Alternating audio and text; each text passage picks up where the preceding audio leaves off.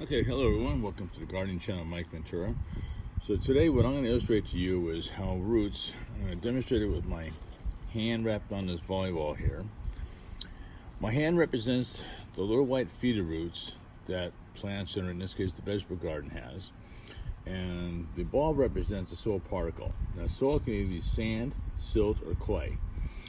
What the little white feeder roots do, and those are the ones that are taking the nutrients from around the root zone, around the soil particle, and sand, as I said, be either sand, silt, or clay. The white feeder roots attach themselves to the soil particle, and then the nutrients that are attached to the soil particle are then absorbed from the white root hairs as the roots are attached to it, and they're distributed throughout the rest of the plant. So that's why it's really important that you add organic matter to the soil, because if you have a sandy soil, there's low nutrient availability. If you have a clay soil, you tend to have nutrients become so tied up that it becomes unavailable to the root system. And if you have a silt soil, which is very similar to that of clay, it can have a problem as far as absorption from the soil particle going into the root zone.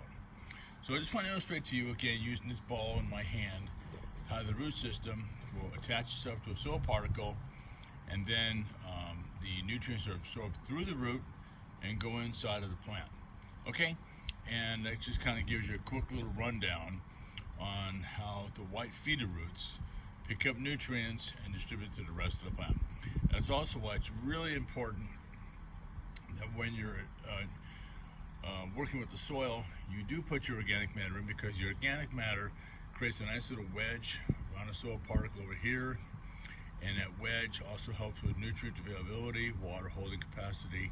So again, if you picture this ball representing a particle of soil, whether it be sand, silt, or clay, and the organic matter allows for airspace around the outside over here, but it also allows for moisture retention, and most importantly, it allows for nutrients that might be inside the soil particle to become available to the roots when the roots attach themselves to that soil particle.